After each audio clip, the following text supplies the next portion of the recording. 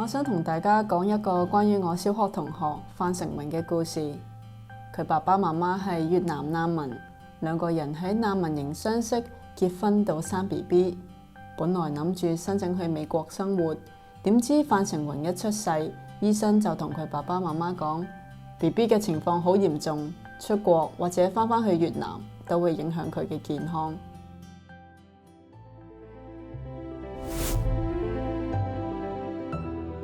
我係范成榮，我嘅越南名咧叫范吞溫，土生土長嘅香港人。我父母咧係越南難民嚟香港嘅，因為我有先天性心臟病嘅緣故咧，所以佢哋能夠有特許嘅情況咧留喺香港。咁我哋就喺香港生活咗咁多年，20幾年啦。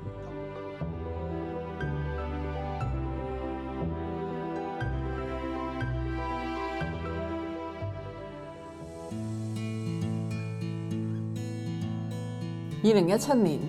嗰陣，我讀緊生存系，同時喺情緒上遇到問題。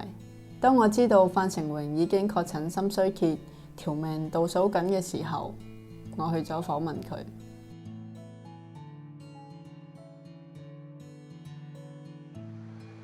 我喺兒童病房啦，喺兒童病房裏邊係真係見到每一個人都好努力咁樣去生存。每一個人都為咗呢個小朋友而去呢個小朋友嘅生命去努力咁樣去奮鬥緊。無論係醫生又好，護士又好，屋企人又好，甚至佢自己都好，係真係用盡所有嘅氣力去好返你嘅生命。即係每一個人嘅生命，其實係好多人努力得嚟。即係我見到嘅情況係好多人努力得嚟。望住佢條頸嘅脈搏喐得咁犀利，連出街都要孭住個氧氣樽，我心諗你仲有幾多日子呢？於是我問佢：你一生人裏面有咩遺憾？我都冇去過旅行啦。我以前好想去台灣嘅，咁曾經都有機會嘅，不過最後即係咁啱有好多機緣巧合又冇去到，咁所以其中一個遺憾係冇去過。我正式去過旅行啦，咁啊，依家嘅情況又好似有啲難去完成。咁由我17歲心衰竭到我今年27歲咧，由我講我想去台灣到我去到台灣咧，就已經隔咗10年。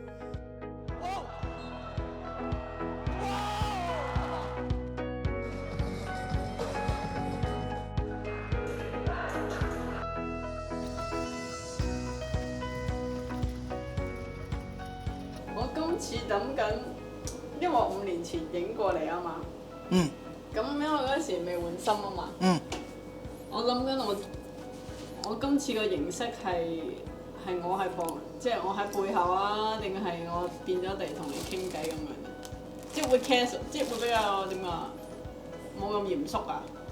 即係我都唔係好想成件事咁嚴肅。我坐入邊啦。你係幾時 plan 嚟台灣？第一次話要去台灣咧係中4，我哋學校咧有個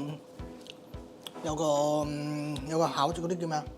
交流團定考察團之類嗰啲咁嘅嘢啦。我就係好印象深刻咧，就係總之嗰一個團出發咗唔夠幾個月咧，我就確診心衰竭。咁我當下我就覺得呢個唔通我就咁樣錯失咗我一個機會。我成長嗰個階段係，我會睇即係台灣嗰啲偶像劇啊，會睇。基本上以前咩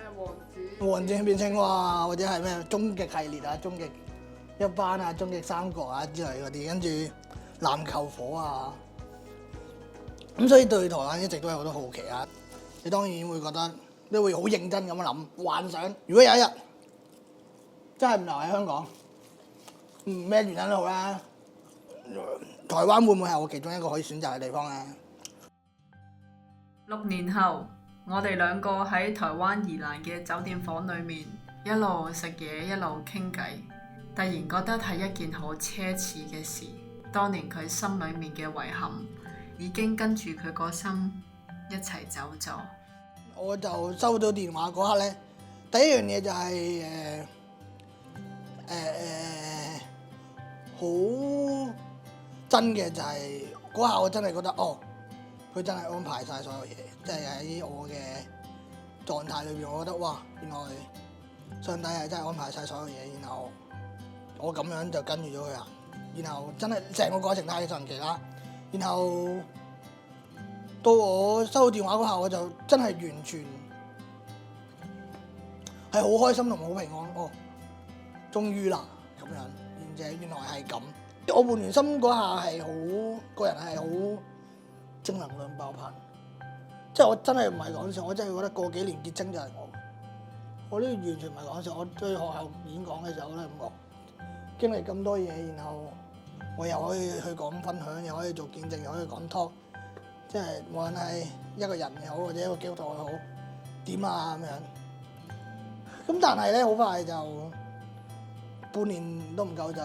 開始慢慢咁樣去話俾我聽，個世界唔係咁樣。決定要去排心臟移植手術，移植手術啦，我哋心臟移植啦。係會有當佢哋接受你嘅 case 啦，然後你唔係緊急情況，你係要等嗰隻啦。我哋係會喺一個 meeting room 裏邊，即咁樣係坐滿晒，然後去見你嘅。然後咧佢就會講得好清楚嘅，就係話俾你聽，你嘅 case 本身係咁，依家係咁，之後我哋諗住咁，會同你講你做完手術之後，你係要食呢啲藥，然後你一定要做呢啲嘅檢查，直至到去你離開呢個世界為止。所以你唔好覺得你換咗心，一天都講晒你咩事都冇，你要會經歷過呢啲嘢，然後你覺得你肯定啦，我哋就繼續。所以後尾就係當後尾仍然發生咗好多嘢之後，當然唔係呢個世界，唔單止係呢個世界，係我身體發生咗唔同嘅嘢嘅時候，或者係有唔同嘅狀況，有排斥等等，或者係應該藥物嘅副作用啦都好，我都係算係可以接受嘅原因，就係因為佢一開頭就已經講得好清楚，佢仲要揾心理學家、乜乜學家、社工去見你先可以開始。咁所以如果冇一開頭或者冇俾你已經一早要有呢個諗法會發生嘅時候，當唔同嘅嘢發生嘅時候係幾崩潰，而係崩潰嘅程度係絕對唔低於心衰竭嘅時候，因為心衰竭係身體唔舒服，你嘅心理都係非常之仲係可以想我要生存，我要活着，但係去到你換咗心之後，你面對呢啲嘅嘢嘅時候咧，就會難聽啲講，我想死嘅不如，算啦，唔好搞啦。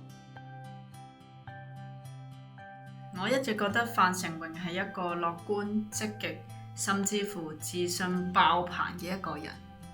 但係換完心之後，我覺得呢份樂觀嘅背後多咗好多責任，而呢份責任係一種負擔。我覺得依家嘅身體狀況同埋依家我嘅人嘅狀態就係，可能人哋唔好話 Covid 啦，可能人哋最近都係流感啊感冒，可能你感冒一個禮拜，但係我要好返，可能要2個禮拜睇咗3次醫生，係用好多時間去自己同自己去打仗啊，去掙扎啊，無論係身體啦、感情啦、工作啦，我諗都要比其他人要用好多時間，我諗最少2倍時間去努力咯。我換完心之後最大嘅其中一個改變咧，就係我由我未做手術之前努力食都好啦，都唔超過53公斤，即係53已經係我好努力咁樣去養肥自己嘅一個公斤。咁但係今時今日從鏡頭都睇到，我覺得最少有80啦。咁係一半係藥物係造成嘅，因為我要食類固醇啦。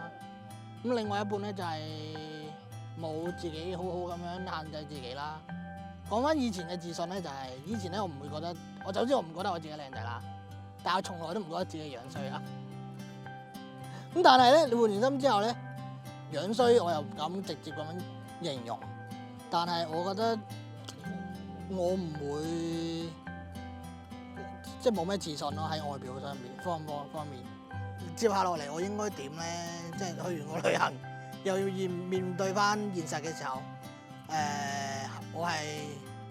繼續去揾文職嘅工作，定係去揾近啲就可以解決，甚至係咪要做一啲真係 part time 性高啲嘅工作，唔使